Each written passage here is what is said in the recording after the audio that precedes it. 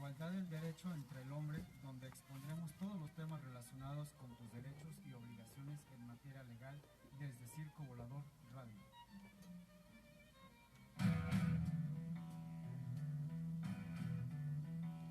Ahora sí, pues muy buenas tardes a todos ustedes. Ya estamos en el aire con el programa Aiquitas de Justitia por Circo Volador Radio.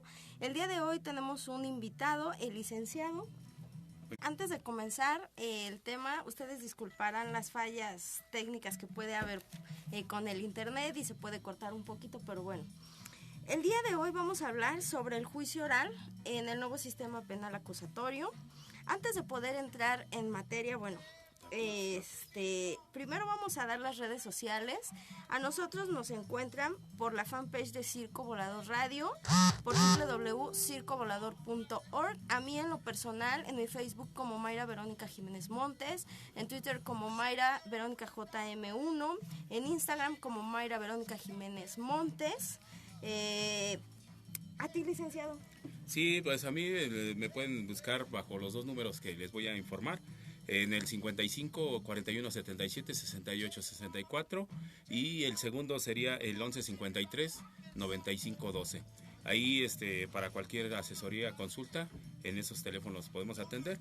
Antes de iniciar el programa de lo que es el juicio adversarial oral, quiero mandar un saludo a toda mi familia, a la familia González Vázquez, a mis padres, así como a todos los clientes que tengo, a todas mis clientas que han aguantado a este abogado con todos los asuntos, que afortunadamente todos han salido excelentes, y pues a todos en general les mando una invitación, que se conecten aquí al Circo Volador Radio y todos los radio escuchat, pues que si tienen alguna información, con gusto se les podemos aclarar las dudas y lo que gusten preguntar. Pues ya la licenciada dio sus datos para que hagan ustedes las preguntas pertinentes. Y pues el tema de hoy, como se los mencionamos, es el juicio oral, el juicio adversarial oral, de dónde surge, cómo surge y qué modalidades tiene.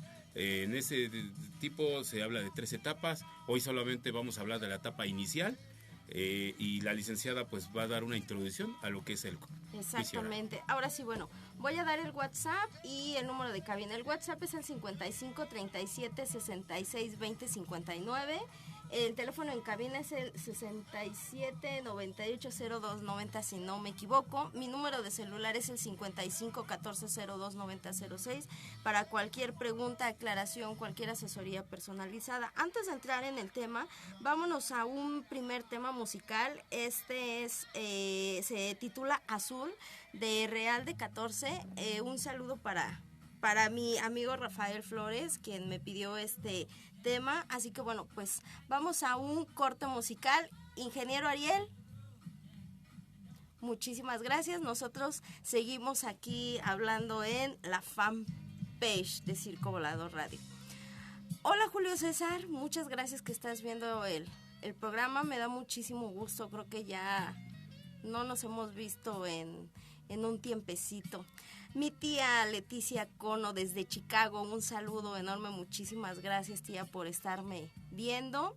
A todos aquellos que se vayan conectando, si gustan ir haciendo comentarios, manifestarse para saber quién está por ahí. Bueno, vamos a dar un poquito el tema por aquí, una introducción. La semana pasada yo expliqué un poco más bien antepasada, tuvimos un programa que era de pensiones laborales. El día de hoy vamos a cambiar un poquito el tema porque bueno, aquí está el invitado de honor. Vamos a hablar de lo que es el juicio oral en México. ¿En qué momento es cómo surge? ¿Por qué surge? ¿En cuántas etapas se divide? Y de la cual vamos a hablar, como bien lo decía el licenciado, de la primera etapa, que es la etapa inicial. El tema lo vamos a dividir en 3 programas que son bastante extensos. Entonces, bueno, el primero de ellos nos refiere que este nuevo sistema penal acusatorio, que es en materia de oralidad, empieza a surgir en el año 2008. Así es. Estamos de acuerdo que fue en octubre del año 2008, si no mal recuerdo. con los datos que yo encontré de unas publicaciones de La Gaceta que andan por aquí. Ustedes disculparán, es que es muy extenso el tema. Ahora, este sistema se fue implementando y en el 2006 es cuando empiezan algunos estados a impartirse, si no me equivoco. No, sí está bien. Sí. Y ya después de ese tiempo, ya entró el nuevo sistema penal acusatorio en materia de oralidad aquí en lo que es la ciudad, ahora Ciudad de México, antes Distrito Federal, y en lo que es Estado de México. Así es. Estamos de acuerdo. Anteriormente, yo recuerdo, y a mí me tocó todavía ir a levantar algunas declaraciones preparatorias, lo que se le conocía como prepas, ¿no? Así la es. prepa, Sí. que se remitía, en ese entonces era el imputado, el inculpado, desde ese momento se le violaban sus garantías y ya no existía la presunción de si era inocente o no en el sistema penal anterior. Claro. Exactamente, entonces desde ese momento se le privaba todas sus garantías y todos sus derechos. Algunos, si tenían detenido y no reunían todas las pruebas en 48 horas, había un plazo de máximo 72 y los remitían para su declaración preparatoria, o lo que se le conoce como prepa, en el reclusorio en turno. ¿Estamos de acuerdo? Así es, licenciado. Ante un secretario de acuerdos, y no siempre estaba un juez, sino quien levantaba la preparatoria era el secretario de acuerdos que estaba en turno, o incluso un pasante en derecho, o lo que se le conocía, ahorita se me fue el nombre, como, pues sí, es un ayudante, meditorio. Yo estuve de meditoria hace algunos ayeres. Ahora de hecho, perdón, licenciada, sí, efectivamente, como lo mencionas en el juicio oral, va existiendo desde el año 2008 y lo van implementando precisamente en unos determinados estados, y vieron que esta iba a funcionar de la manera que iba a radicar aquí en México. Entonces empiezan a hacer las implementaciones y para hacer una oralidad precisamente en la Ciudad de México, que son los primeros juzgados que empezaron a surgir en algunos reclusorios. Y como lo mencionas, efectivamente se llevaban otros tipos de procedimientos en el antiguo proceso penal. Sin embargo, pues nunca se presentaba al juez como ahora lo hace en el juicio oral. Como lo mencionabas, efectivamente se presentaba nada más el secretario de acuerdos y llevaban las comparecencias los secretarios o mecanógrafos, y eran los que retomaban la audiencia, y al final de cuentas se llevaba la preparatoria y se implementaba, pues ya te daban el auto de formar prisión, que era lo regularmente para todos, y era muy vaga la redundancia cuando dejaban salir a ciertas personas, ¿verdad? Pero al final de cuentas, sí, como lo mencionabas, así va surgiendo poco a poco lo que es el llamado juicio oral. Es y que pues, antes no existía la presunción, ¿no? Ustedes me disculparán, le quité el sonido, pero realmente no sé qué pasó. Ahora sí ya, una disculpa. Bueno, también ya regresamos por la web y estamos hablando un poquito por la fanpage. Ahora sí continuamos, muchísimas gracias. Por la fanpage, a todos aquellos que están escuchándolo por vía web, estábamos comentando la diferencia del sistema penal acusatorio tradicional, donde antes se les violaban las garantías a todos los imputados si eran inculpados desde un inicio, y ahora existe la presunción de ser inocentes o incluso de tener el proceso en libertad. ¿Estamos de acuerdo? Sí, ya hablaremos lo que son los principios, que es uno de los principios rectores de los cuales nos habla el juicio oral. Exactamente, yo recuerdo que efectivamente llegué a ir a alguna que otra declaración preparatoria, estaba el meditorio, estaba el secretario de acuerdos, y ahí era cuando se le dictaba el auto de formal prisión. A veces ni siquiera los acusados sabían por qué estaban detenidos, porque nunca se les habían leído los derechos, y hasta ese momento se les hacía del conocimiento qué delito era el que se le estaba imputando, del que se le estaba acusando. Así es. Y ahora, con el nuevo sistema penal acusatorio, ya el MP ha perdido una fuerza que antes tenía, porque el MP era el que controlaba mucho más antes, desde un principio, y ahora ya únicamente es quien integra la carpeta de investigación, quien tiene que poner a disposición de un juez de control.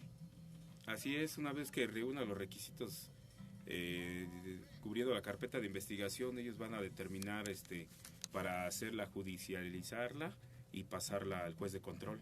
Sí, efectivamente. Sí, porque fíjate que, bueno, aquí un comentario. Antes en el sistema tradicional el proceso se llevaba de acuerdo a los expedientes que tuvieran, sin que importara si era un delito grave o no grave. Lo que ellos querían era quitarse la carga de trabajo. Exactamente. Ahora, en la actualidad, se tiene que integrar la carpeta y hasta en el plazo de las 48 horas tienen que determinar si se judicializa o no se judicializa. Sí, de hecho, casi ya por lo regular, que en el nuevo sistema oral ya todo va a judicializarse, porque no sé a qué se deba, qué orden, qué mandato, haya algún acuerdo, alguna circular que haya implementado el gobierno precisamente para hacer ese tipo de circunstancias, pero regularmente ya todo se va a judicializar, ya no va a haber, como lo mencionaba Lee, que en un término y le van a dar prioridad si ve alguna medida alterna para poder reparar el daño, o ver en el sistema penal acusatorio si él va a determinar. Pero generalmente ya con actualmente con los nuevos procedimientos, casi regularmente todo judicializan ante el juez de control, para efectos de que, no sé por qué sea esa cuestión, porque le dan más carga de trabajo precisamente al juez de control, o se quitan menos carga de trabajo el Ministerio Público en turno para determinar esa carpeta.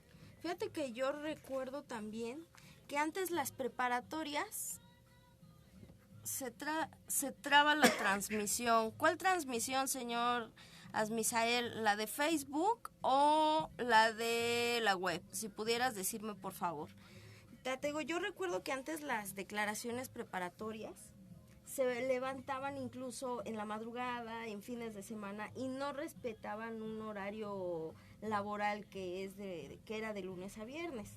Incluso estas preparatorias eran de manera como muy privada, muy reservada, y solamente estaba el Ministerio Público, el ofendido a veces si llevaba abogado particular o no, o si no era representado por el mismo Ministerio Público, quien era autoridad y parte. Ahora ya nada más es pues vendría siendo parte. De hecho, como lo mencionas, pues violaban el procedimiento, porque precisamente hacías mención, retomando lo que es la historia del juicio oral, retomaban ellos en el antiguo procedimiento penal. Efectivamente lo hacían en horas inhábiles de trabajo, porque pudiera ser, te tocaba un sábado o un domingo en diversa hora, 3, 4, 5, 6 de la tarde, porque había turno, precisamente guardia, que le llamaban en ese entonces, y la sigue habiendo, ¿no? Pero en ese procedimiento se quedaba la guardia y hacía la preparatoria para no tener carga el lunes próximo, la hacían el sábado, domingo, y pues ahí tenías que estar hablando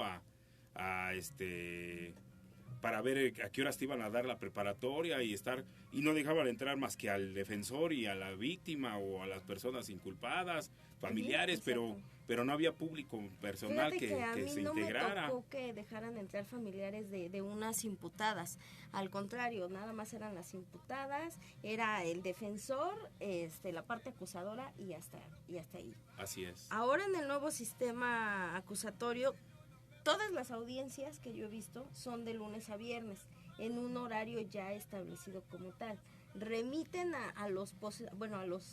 en este caso a los imputados, es decir, a las personas a las que se les está acusando, y les fijan un día como tal de audiencia. No es el mismo día, sino les fijan otro día. Regularmente sí llega a haber casos, pero son casos especiales, cuando se determinan delitos más graves, o delitos que por naturaleza requieren de manera inmediata el proceso, de manera inmediata que se juzgue. Entonces, precisamente que sea de manera inmediata, incluso pudieran ser en días inhábiles, pero pues ya sería bajo los lineamientos de ley y los acuerdos que tenga como circulares el Ministerio Público el turno que esté vigente en ese entonces. Ahora sí, ¿qué te parece, ya que hicimos ese pequeño paréntesis? ¿Qué te parece si ya entramos de lleno en lo que es el nuevo sistema penal acusatorio? ¿Qué te parece si nos explicas en qué consiste este nuevo sistema penal ya como tal? Y que nos dijeras, bueno, ¿qué sigue una vez que una persona está puesta a disposición por el Ministerio Público? Es decir, que está acusada de cometer algún delito o que existe esa presunción de que cometió algún delito. Precisamente determinando lo que es una puesta a disposición por X persona que haya sido la hayan detenido por un delito, robo, vamos a suponer el robo como ejemplo, pues el Ministerio Público va a empezar a integrarla, va a empezar a recabar todos los elementos de prueba en la carpeta de investigación para efecto de que se integre esta carpeta y le da como un lapso de determinado tiempo precisamente para determinar su situación jurídica. Estamos hablando del tiempo que marca la Constitución Política de Estados Unidos Mexicanos, pero dentro de eso, una vez que llega la integración de la carpeta, va a juntar se tienen que juntar todos los requisitos. Uno de ellos es, pues igual si lo agarraron en fragancia, hay 3 tipos de fragancia como tal, explicando el punto que me preguntas. Tenemos la fragancia consumada, la cuasifragancia y la fragancia como tal. La fragancia como tal nos define se está definiendo como tal a lo que es una fragancia cuando te agarran, como digamos en el caso actual, con las manos en la masa. Esa es la fragancia. Pero la consumada precisamente en el momento que te agarran, precisamente que ya estás en el hecho, que te encontraron robando, en ese momento ya se está llevando a cabo lo que es la fragancia. Y la cuasifragancia, cuando presumidamente nosotros como abogados nos trata la puesta a disposición del Ministerio Público, trata de integrar la carpeta a manera de que se haya integrado en el momento, que te agarran en el momento, con las manos en la masa.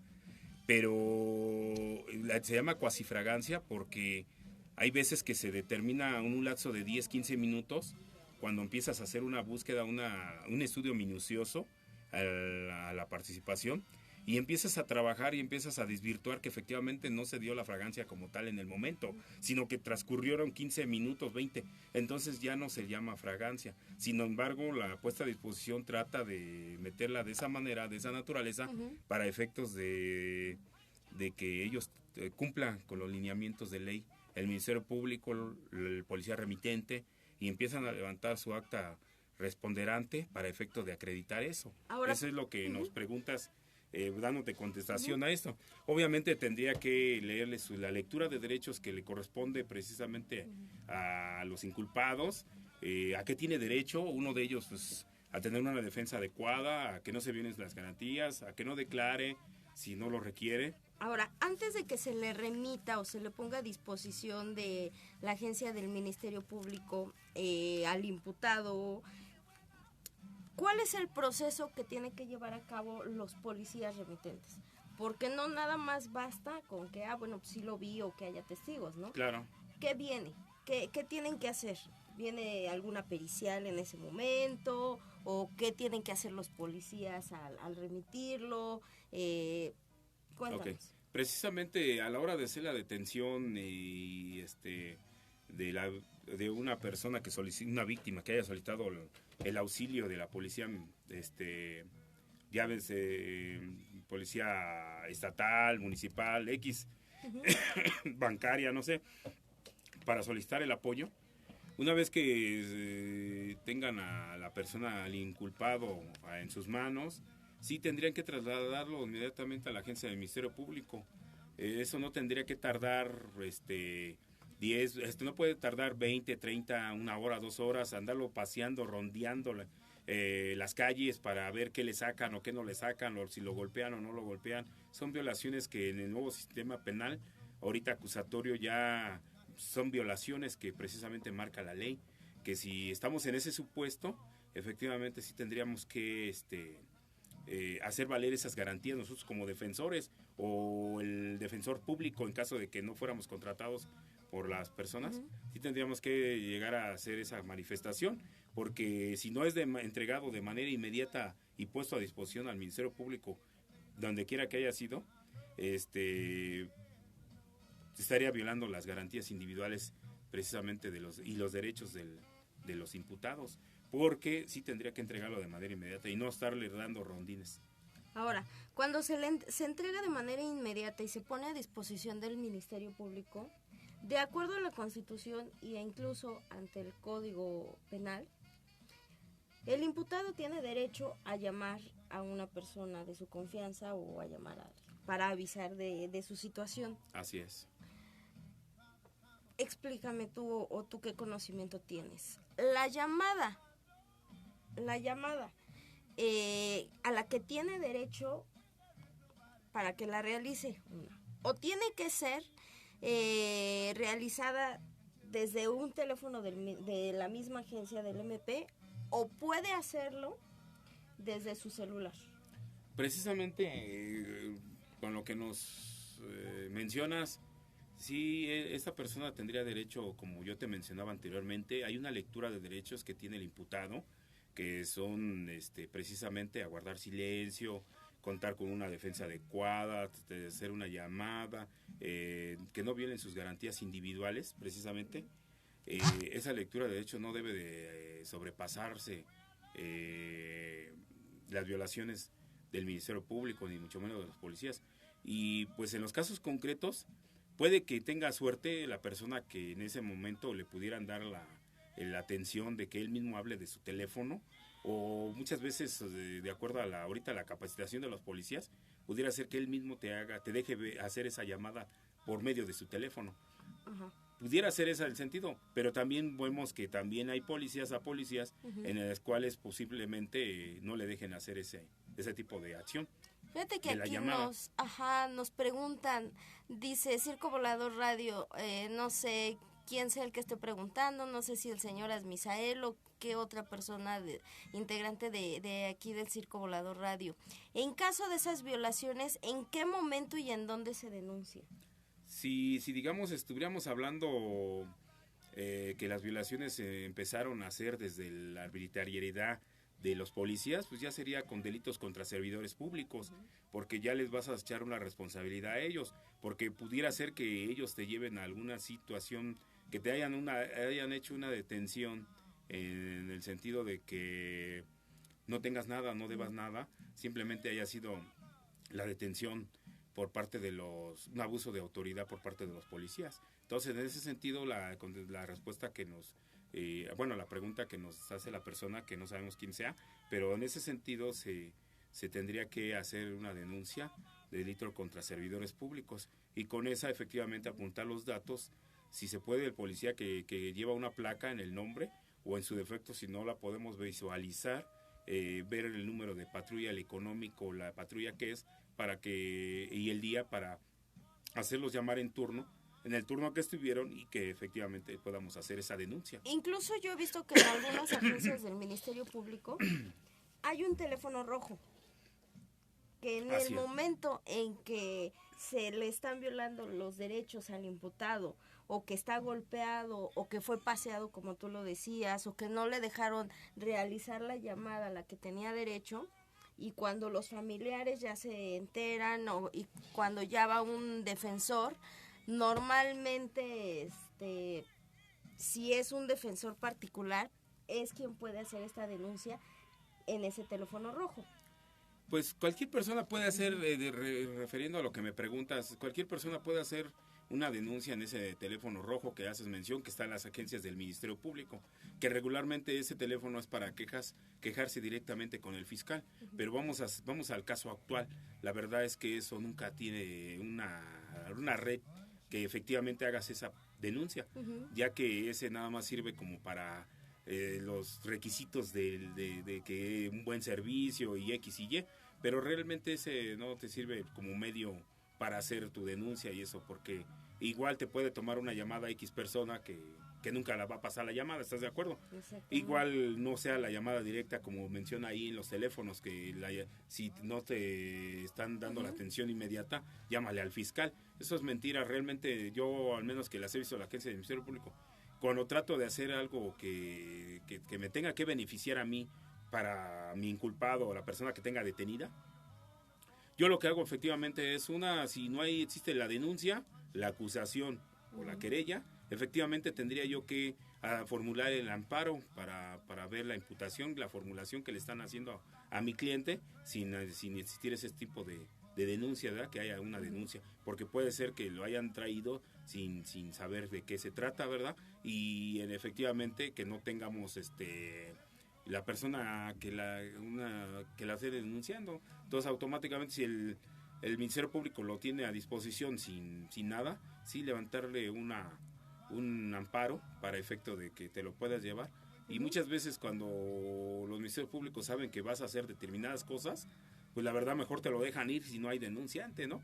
Pues porque no lo hay. Pero es muy raro, ¿no? Necesitas conocer de fondo el procedimiento penal para hacer muchas cosas que te pudieran ayudar, porque también no es requeriente molestar al fiscal, ¿no? Cuando tú puedes solucionar el tipo de problemas con el agente del MP en turno. Sí, porque muchas veces nosotros como abogados todavía no llegaremos a la mesa, pero podemos pelearnos con el Ministerio Público, porque pues sí, la verdad es yo sí, algo que tengo es pelear con los ministerios públicos, digo, cuando se requiere. Yo también me he peleado con ellos. Ahora.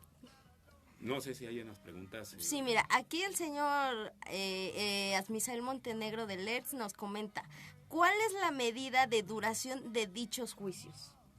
Regularmente ya en el sistema actual penal de adversarial oral, ahorita la ley está contemplando lo máximo de duración, el máximo 7 meses, porque precisamente como es un juicio oral penal, pero yo te comento, yo te comento, no sé quién es, perdón.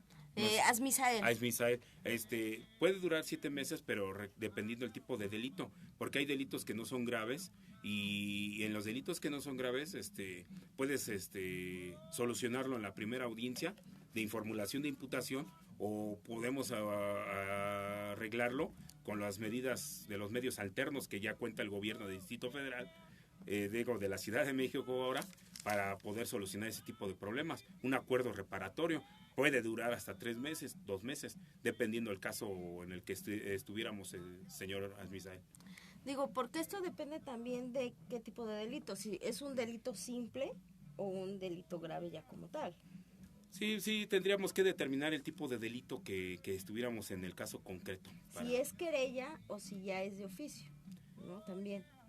Regularmente cuando son de querella, pues ya el Ministerio Público los turna a la mesa de trámite y empieza a arreglar la situación, pero sin que se vayan al juez de control. Entre lo que es la víctima o el ofendido y el imputado. Sí, porque ya con los medios alternos, que posteriormente, son temas posteriores que van en la etapa inicial, porque hablamos de 3 etapas del procedimiento oral, pero está la etapa inicial, la intermedia y la de juicio oral.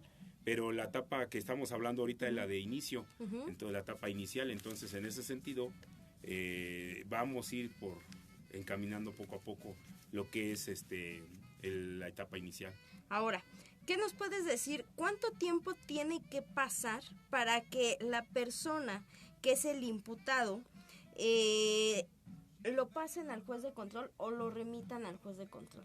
Porque estamos de acuerdo que el juez de control te remiten a un reclusorio, reclusorio en turno. ¿Cuánto tiempo tiene el Ministerio Público o cuánto debe de pasar para que te remitan?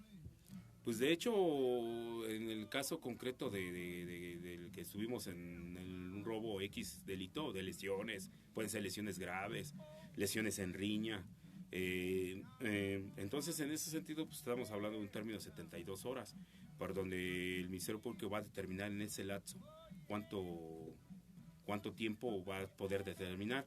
En ese lapso él va a empezar a acreditar todo para integrar la carpeta de investigación, va a integrar todo lo que integre esa carpeta para efecto de poderlo judicializar y precisamente mandarlo al juez de control. Una vez que no se pueda solucionar la carpeta en ese momento ahí no se pueda determinar la situación jurídica del inculpado, en el momento sí lo va a consignar, bueno, se dice consignar, pero no lo va a pasar al juez de control para que él lo determine.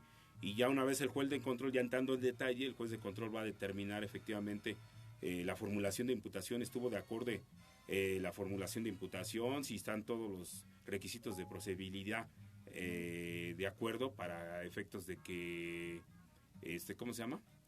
Se llegue a integrar la carpeta. Y si no estuviera de acuerdo, porque me tocó, en un juicio, que no estuviera integrada bien la carpeta, incluso yo hice manifestación con el Ministerio Público y él dijo que le iba a determinar con el juez de control.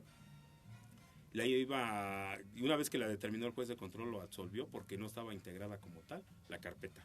Entonces en ese momento le dio la salida, la libertad absoluta, toda vez de que no estaba bien integrada. Pero eso estábamos hablando cuando se estaba empezando el juicio oral. Uh-huh. Pero también hemos de hablar que en esta etapa de juicio oral, o sea, es una etapa que hay que conocerla también, porque es, como hablabas anteriormente, en el juicio anterior, es muy diverso al juicio actual.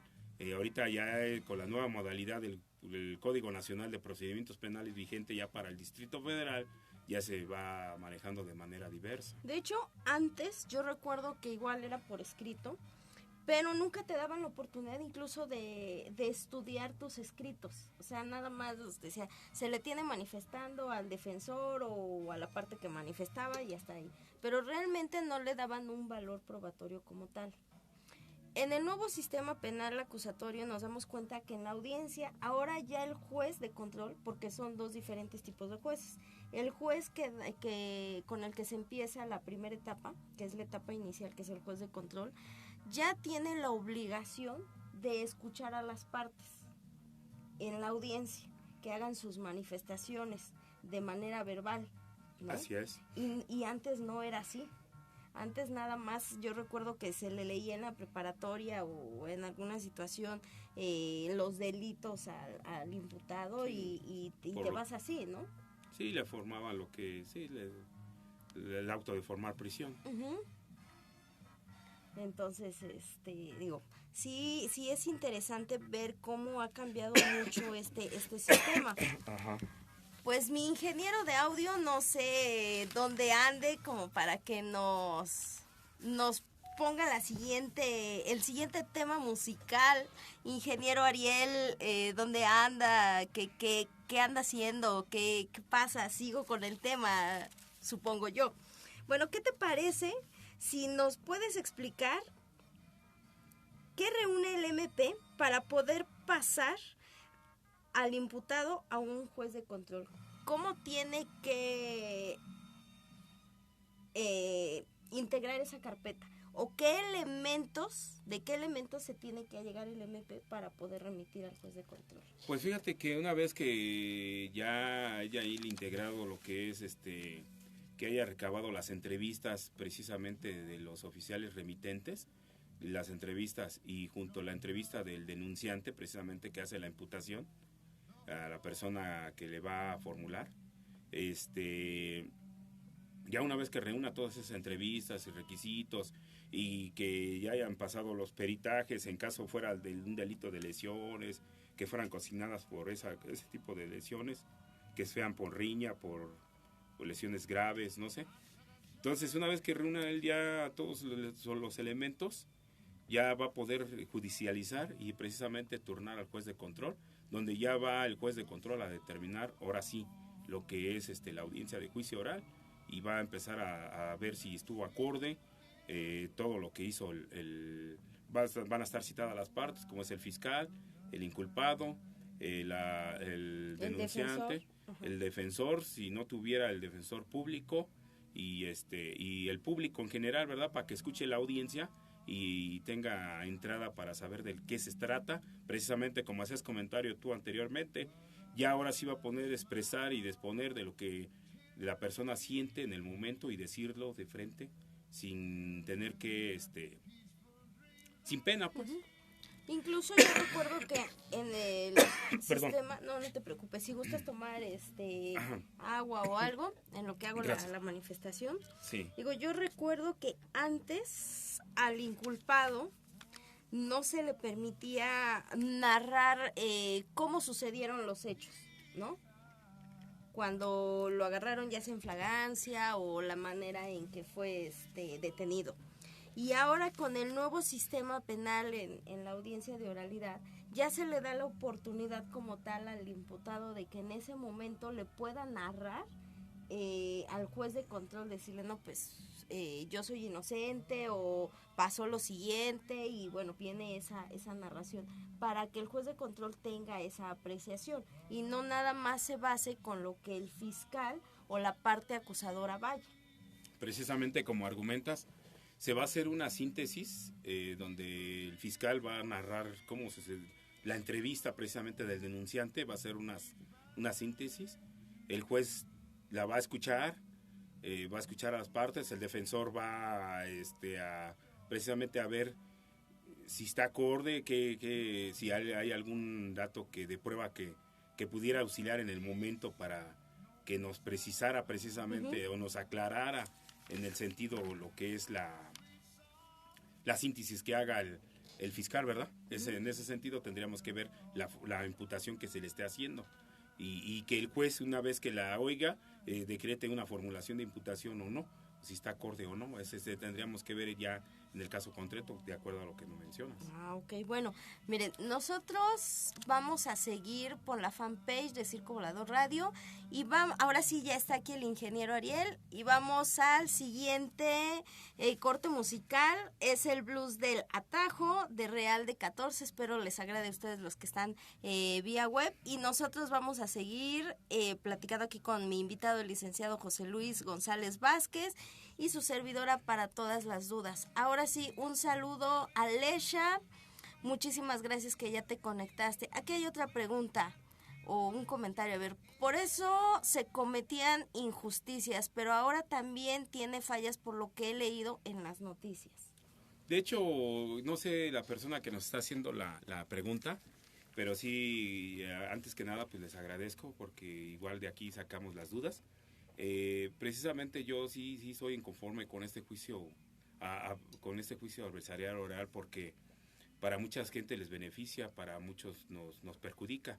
La verdad, yo sí estoy inacorde en este sistema penal acusatorio porque hemos visto que los jueces de control, precisamente ahora por cualquier delito simple, robo, hasta con violencia, en la misma primera etapa inicial les dan la salida de que puedan irse, obviamente bajo una medida precautoria, medida cautelar, ¿verdad? Pero al final de cuentas tiene esa prioridad de poder salir. Entonces la gente ya está como que, ¿qué onda? ¿Denuncias o no denuncias? Porque si va a salir, y hemos visto los medios de información, ¿verdad?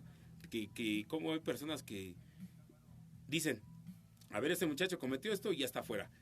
Otra vez ya cometió y ya está fuera. Y no me dejan mentir, radio escuchas, muchas personas nos hemos dado cuenta cuántas personas ya han estado en procedimientos, entran y salen, como si estuvieran en su casa. Entonces ya no hay una regularización para el nuevo sistema penal, porque realmente para nosotros nos beneficia, porque si nos cae un asunto, le damos casi la prioridad al 100% que lo vamos a sacar. Exactamente. La verdad, eso es bueno para nosotros. Pero, bueno, dependiendo qué tipo de delitos, ¿no? O sea, para que no se vayan a confiar tampoco lo que son los delitos graves, las violaciones, la extorsión, lo que es homicidio, trata de personas, X delitos de gravedad. Uso indebido de documentos falsos. Entonces, hay tipos de fraudes, como muchos que hablamos, ¿verdad? Porque hay fraudes de millones. Entonces, en ese sentido, sí es de hablar de si tienes la salida o no. Pero en muchos asuntos sí, la verdad, la mayoría de asuntos hay la posibilidad de llevárselos a su casa, digamos, sacarlos de que se vayan al reclusorio, en una medida preventiva que hace las medidas cautelares, lo que le llamamos la prisión preventiva, ¿verdad? Entonces es muy raro que nosotros queramos que se vaya a prisión preventiva ahora sí que nuestro inculpado, ¿no? Pero sí es de ver que sí hay mucha gente que le está preocupando respondiendo a la pregunta de la persona que hizo el comentario. Sí es de preocuparse porque ya mucha gente ya no quiere denunciar, la verdad. Entonces, pues ese es un problema, ¿verdad? Que en el cual que los delincuentes entran y salen porque ya con este nuevo sistema penal se puede. Ahora sí ya regresamos del corte musical para aquellas personas que lo están apreciando por la web. Ahora sí, bueno, comentamos que esta situación que también tiene fallas o lagunas jurídicas el nuevo sistema penal acusatorio, ¿no? Como bien decías, fíjate que a mí me ha tocado ver alguna situación de robo simple. La primera ocasión, esta persona sale de la agencia del Ministerio Público porque no estaba bien integrada la carpeta de investigación y sale únicamente con una llamada de atención donde, bueno, el MP le pide que no vuelva a cometer la acción. Recuerden que un delito, un robo, no importa que sea así un peso, un centavo, finalmente es la acción, es el cometer la acción en contra de alguien. Entonces, bueno, la primera vez salió con la medida cautelar de sabes que no lo vuelvas a hacer, piénsalo, etcétera. Vuelve a cometer una segunda ocasión y tercera ocasión, igual un robo simple para alguien. Entonces, bueno, ¿qué pasa? Que aquí el agente del Ministerio Público entonces dice, ¿sabes qué? Yo tengo que remitirlo antes de las 48 horas al juez de control, porque ya es una reincidencia. Entonces, creo que los que tienen como un poquito mayor de facilidad de salir del MP son los primodelincuentes, ¿no? Pues fíjate que sí, y sin antecedentes. Esos son muchos lineamientos que le ayudan a un inculpado, ¿no? Precisamente que tengas un trabajo honesto, un trabajo honesto, una manera de vivir honesta, precisamente que seas primodelincuente, y esos privilegios te van a ayudar precisamente para, muchas veces en los primeros casos, en los primeros delitos que está uno cometiendo, ¿no? Porque a veces sin saber cometes ese tipo de delitos, ¿no? Porque yo he tenido clientes que se han llevado celulares y me dicen, es que no sé qué me pasó, es que en el momento se me hizo fácil y me agarraron, pero cuando esta persona estudia, trabaja, un modo de vivir honesto, entonces se cuadrapea, ¿no? Porque dices, qué óvole, ¿no? ¿Qué me pasó? O sea, si yo no soy así, entonces hay muchas de las posibilidades que tiene la facultad, pues, precisamente de salir. Pero también en algunos casos, como me mencionas tú, en el sentido de que ya cuando son reincidentes, se les complica un poquito más, pero sí tienen esa alternativa, toda vez de que, pues, que son delitos comunes, o no graves. O que no hay una ratificación de una denuncia o de una querella, ¿no? También, precisamente, por ese sentido, pues tiene la prioridad de salir. Pero sí hay muchos casos que se ha hablado de esto y pues yo realmente, por todos los radioescuchas, pues es importante que sí, que estamos hablando de un sistema oral y hablar realmente de todo lo que, como es en real, en la vida real. ¿Qué te parece si nos explicas cómo se desarrolla y cómo se lleva la etapa inicial? Ya una vez que el imputado ha sido remitido al juez de control y que ahora sí empieza como tal esa primera etapa.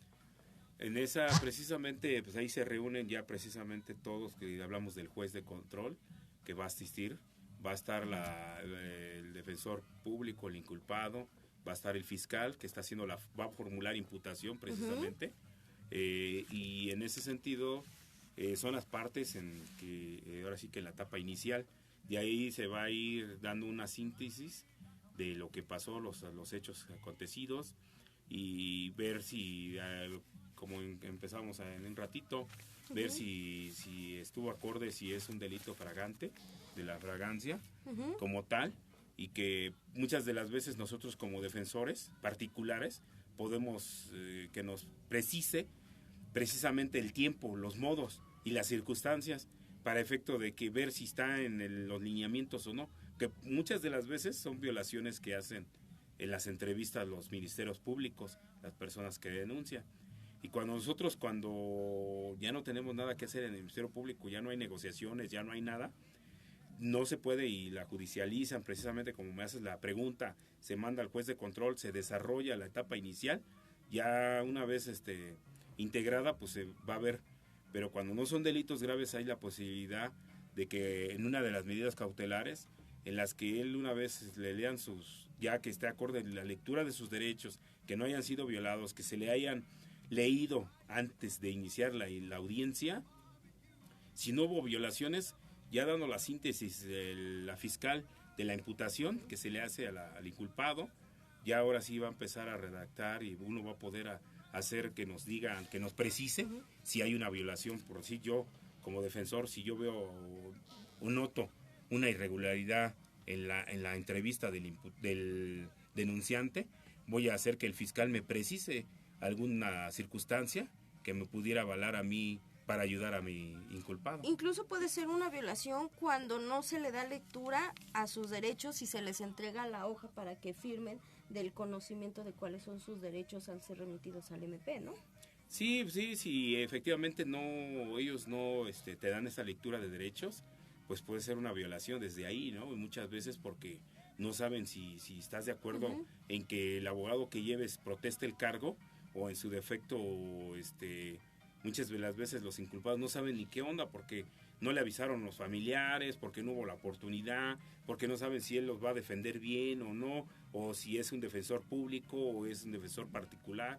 Entonces, en ese sentido, habría que ver todas las violaciones, ¿no? Trata uno de abogado de ver la estructura de lo que el fiscal denuncia, la síntesis que hace, para que le podamos ayudar al imputado en algún dato que se les vaya como medio de prueba, nosotros pudiéramos que nos precise esa circunstancia. Ahora, ¿qué ventajas y desventajas hay de tener un defensor de oficio y un defensor particular? Porque sabemos que son muchísimas, bueno, nosotros que somos abogados particulares, sabemos que hay muchísimas diferencias, pero los radioescuchas y toda la gente que nos está viendo desconoce cuáles son las ventajas y las desventajas.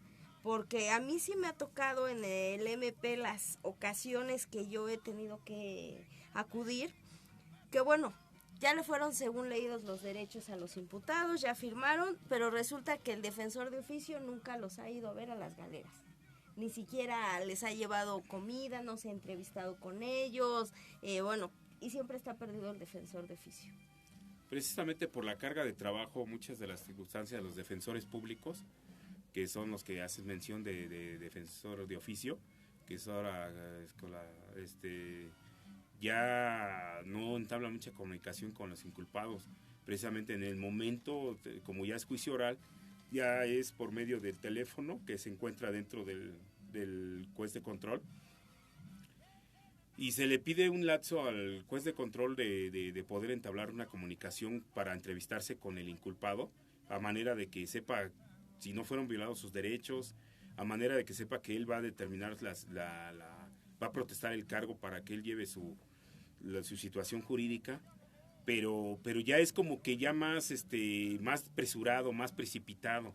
Yo siento eso, o sea, si me lo preguntas así como tal, ya es más precipitado porque precisamente comentaste ahorita tú, no hay una concordancia, un lineamiento en el cual tú ya sepas lo que vas a hacer. A lo mejor en ese momento tú, para que no se duplique el término constitucional, no se duplique de las 144 horas y puedas determinar presentando tus testigos y, no sé, peritajes, todos los medios de prueba que te puedas alternar para efecto de llevar a cabo o solucionar el problema del inculpado, eso no lo hace el defensor público. O sea, sí lo hace, pero de manera detallada, poco a poco, pausa. Y nosotros como defensores particulares tenemos un compromiso de lleno, un compromiso firme, porque aparte de que te están pagando tus honorarios, tienes una responsabilidad. Y esa responsabilidad no nomás es cobrar, sino ayudar a la gente. Entonces, yo siempre he tenido esas circunstancias, de que sí cobras, pero también ayudas a la gente. O sea, también ves la manera en la cual le vas a ayudar para que no lleven ese procedimiento, para que te lo lleves de la manera más inmediata y no sea juzgado ante un juez de juicio oral, hasta esa determinación, hasta ese tiempo, o que sea en el incluso si momento. pueda ser llevado a cabo su proceso por el juez de control, que no sea dentro de un reclusorio, que no esté remitido en un reclusorio, sino que lo pueda llevar fuera del reclusorio también. Sí, porque ya estaríamos hablando ahí de las medidas cautelares, en las cuales nosotros una vez pidiendo que se lleve a cabo las medidas cautelares, en donde ella vaya a firmar de manera periódicamente, por decir, llama así, periódicamente, que fuera semanalmente, quincenalmente o mensualmente, llámese la redundancia, de acuerdo a los tiempos y trabajos del imputado, porque también hay que ver, hay que acreditar los derechos humanos, hay que acreditar todo lo que es la relación laboral que tiene esa persona, porque a lo mejor no lo quiso hacer con el ánimos ni con dolo, simplemente fue una alteración de un no sé por qué me pasó, pero en ese momento el juez va a determinar, y él junto con el fiscal, si el fiscal llegara a determinar una medida cautelar que fuera de prisión preventiva, nosotros como defensores sí habríamos que agotar lo que es mejor que se fuera una medida cautelar periódicamente, en la cual él no se sustraiga de la acción de la justicia, ni mucho menos y se le priven todas sus garantías, sus derechos, porque también hemos de pensar que tiene familia, tiene un trabajo fijo, no sé, tiene que determinar determinados quehaceres, pues. Entonces sí habría que determinar en un caso concreto, pero sí de acuerdo a las preguntas que me haces, pues esas son lo que sí, porque yo me he dado cuenta que los defensores de oficio únicamente están ante el Ministerio Público, ante la gente del Ministerio Público en turno, cuando los suben de galeras para hacerle su entrevista a los imputados.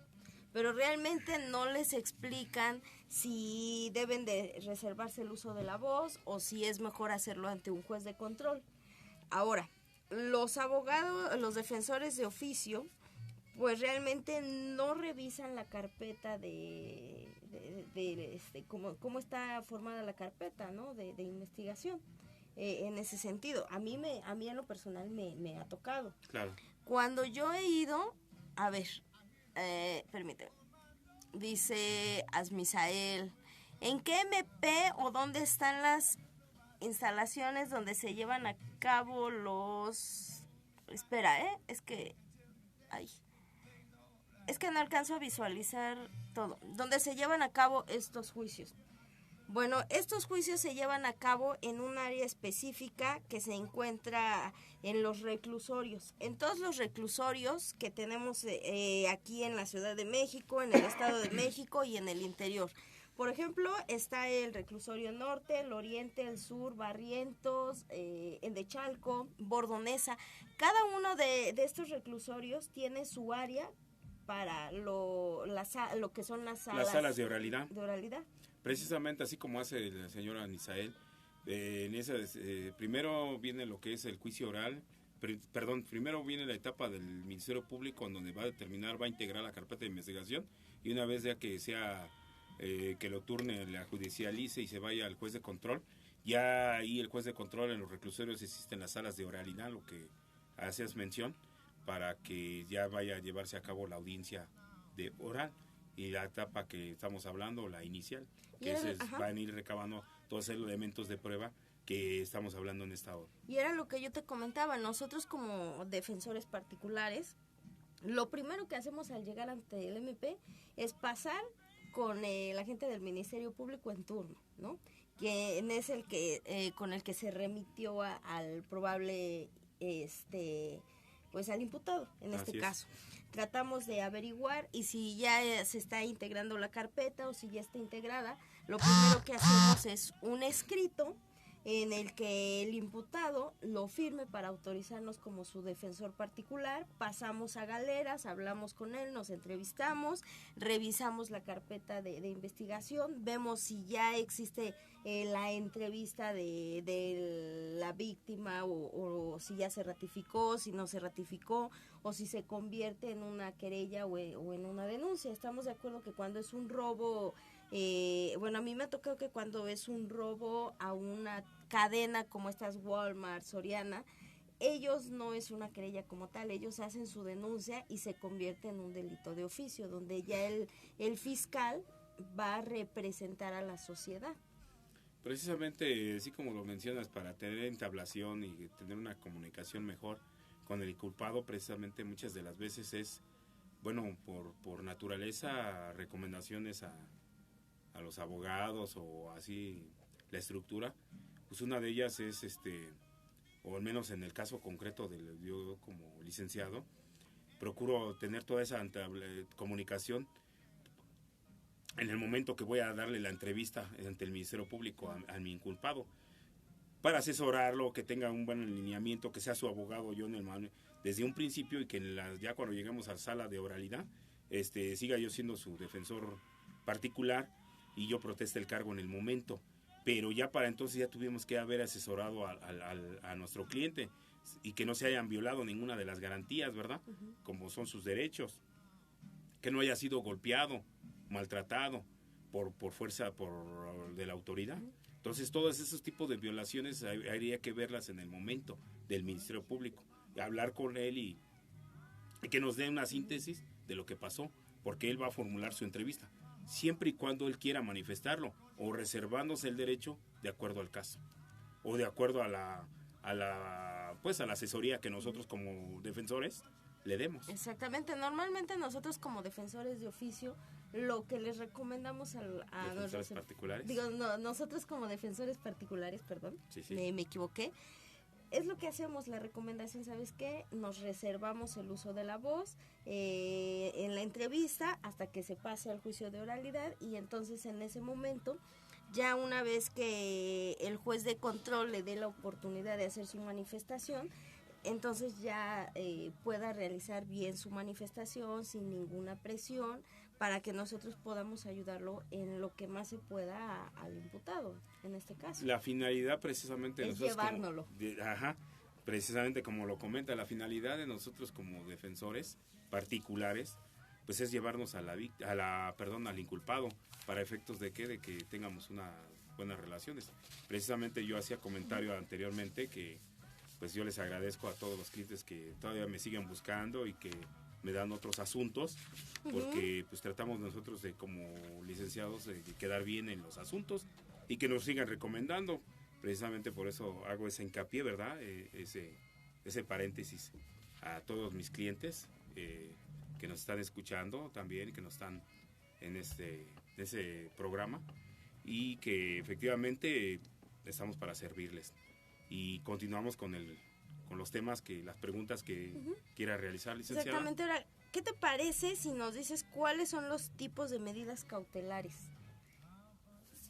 Precisamente vienen fundadas en el Código Nacional de Procedimientos Penales, en el nuevo código, pues, y hablamos de medidas cautelares tales como prisión preventiva, lo que te hablaba yo de una medida cautelar, de la periódica, que puede ser de determinados, la que no esté sujeta a perder sus derechos políticos, y ese tipo de medidas son las que nos van a ayudar para efecto de tener al inculpado pues fuera, ¿verdad? O sea, que nos lo podamos llevar, como así es hincapié anteriormente. Obviamente el fiscal va a querer aplicar este tipo de medidas de acuerdo al caso, va a querernos imponer la que sea para él la más rigurosa. Porque en algunos casos está el embargo de bienes, inmovilización o congelamiento de cuentas, prohibición para no salir del país, el sometimiento del imputado con la vigilancia de una persona, ¿no?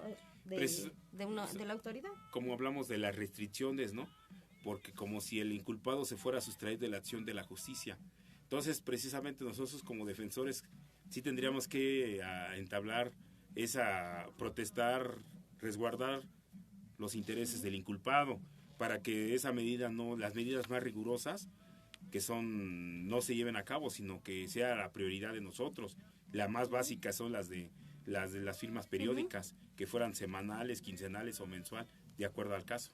Sí, porque de las más rigurosas es la prohibición de acercarse a ciertos lugares, de convivir con ciertas personas, la separación del domicilio, la suspensión temporal del ejercicio para aquellos servidores públicos. Claro, para seguir La suspensión temporal también de actividad profesional o laboral. Ojo, aquí yo creo que es una de las medidas más rigurosas para los profesionistas, incluyéndonos nosotros, cuando tenemos alguna omisión. Uh-huh. ¿Qué otra? La colocación de localizadores, es decir, que te ponen ahora como una especie de correa o collar, como si fuéramos animalitos, para que a los imputados se les esté vigilando y monitoreando que efectivamente no vayan a salir del país, no se vayan a fugar. Exactamente. Sí, si hablamos de los brazaletes, ese tipo de sistema que hizo precisamente el gobierno, fue para darle más seguridad y prioridad a las personas que que tenían su libertad, ¿cómo se llama? Provisional, porque estaban resguardados y vigilados precisamente, como haces mención, bajo los brazaletes.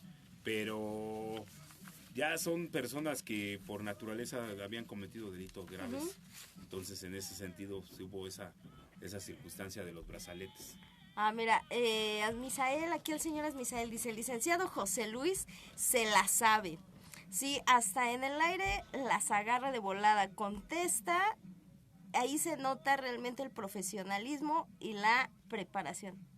O sea que es una felicitación para ti. Muchas gracias, yo no tengo el gusto de conocerlo, señor, pero le agradezco su amabilidad y pues efectivamente tratamos nosotros como licenciados de capacitarnos, de estar más actualizados para ayudar a la gente y precisamente tener un poquito más de trabajo y pues siempre ser leales, ¿no? Porque debemos de pensar que nosotros, bueno, al menos siempre en el despacho tratamos de ser los buenos abogados y no vendernos con nuestra contraparte. Entonces tenemos ese lineamiento como licenciados en Derecho y pues yo le agradezco su atención y la felicitación que me hace por este medio y pues igual las dudas que tengan a los radioescuchas en general les seguimos dando lo que nos pregunten de acuerdo a la etapa inicial o en algún otro tema que en dado caso que se quisiera dar posteriormente en otra audiencia uh-huh. De aquí de Circo Volador Radio. Con gusto si le damos alguna etapa que quieran conocer en el derecho penal acusatorio o en materia civil o en materia familiar o en materia laboral uh-huh. O en materia fiscal. Exactamente. ¿Qué te parece antes de cerrar el programa? Me comentan que ya viene otro programa, entonces, ¿qué te parecería si nos explicas así rápidamente cuáles son los medios alternos cuando no existen delitos graves y en qué consisten las medidas cautelares? Ya platicamos. Ajá. Sí, los medios alternos, bueno, los medios, esos son los que implementó el gobierno de la Ciudad de México para efecto de